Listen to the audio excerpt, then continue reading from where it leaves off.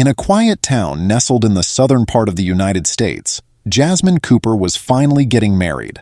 After years of waiting, planning, and dreaming, the day had come where she would say "I do" to the love of her life, Marcus. Jasmine was a woman of grace, intelligence, and beauty, with a heart as kind as anyone could ever imagine.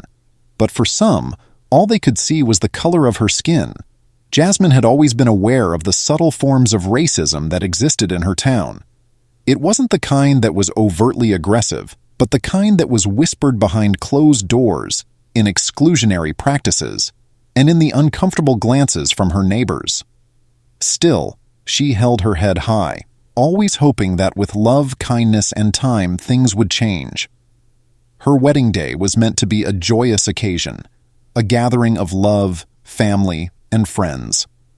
She sent out invitations to all the important people in her life, some of them colleagues, neighbors, and even childhood friends. Yet, as the RSVPs began to come in, Jasmine noticed something unsettling. One by one, her white friends and neighbors declined. At first, she thought nothing of it. People had busy lives, commitments, and maybe they just couldn't make it. But when her longtime friends from the town also turned down the invitation with vague excuses or silence, the painful truth began to set in. She could see it in the way they hesitated when talking about her wedding, in the shallow excuses they gave for not attending. The reality was simple. They didn't want to come because of who she was. Not because of the wedding itself or Marcus, but because she was a black woman.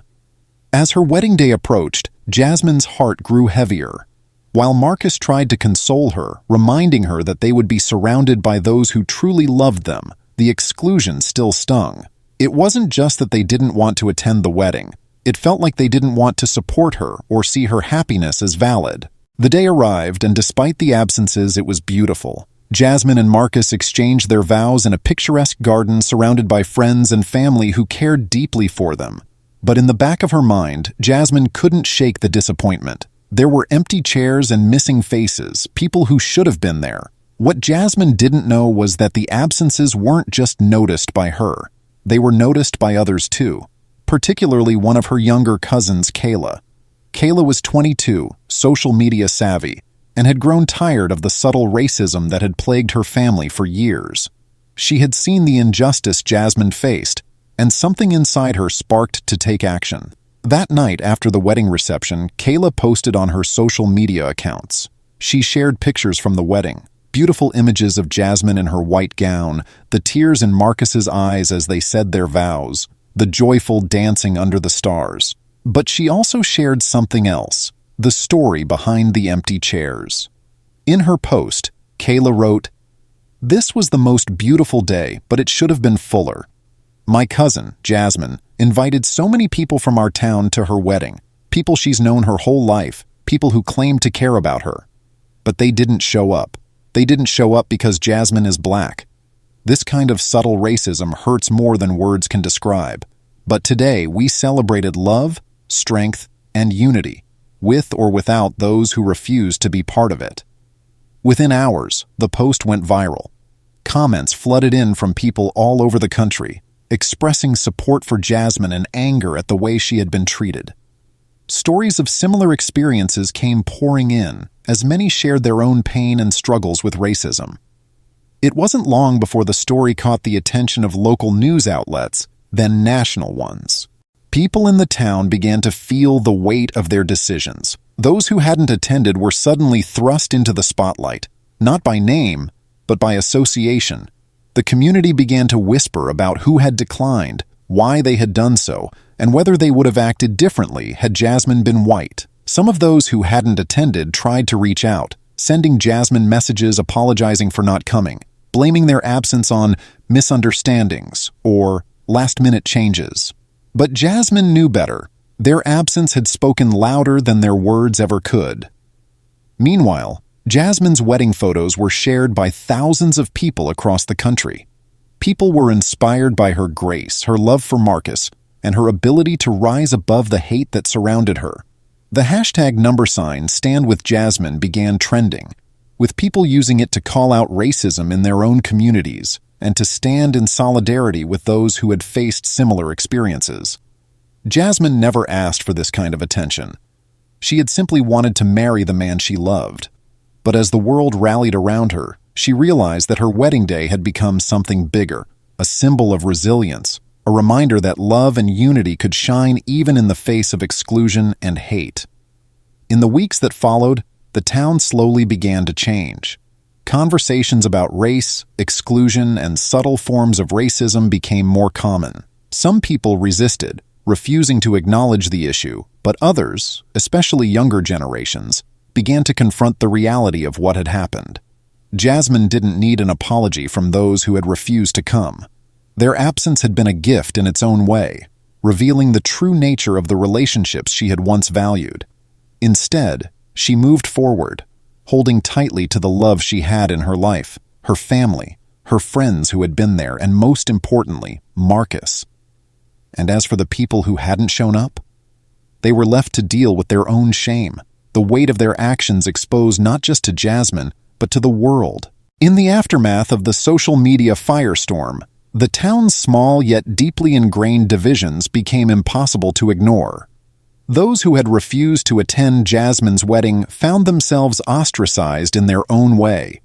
What they had once thought was harmless exclusion now bore the label of racism for the entire world to see. The whispers behind closed doors became louder, and some neighbors avoided eye contact with Jasmine when passing by. However, Jasmine didn't seek revenge or harbor bitterness. Instead, she focused on her new life with Marcus.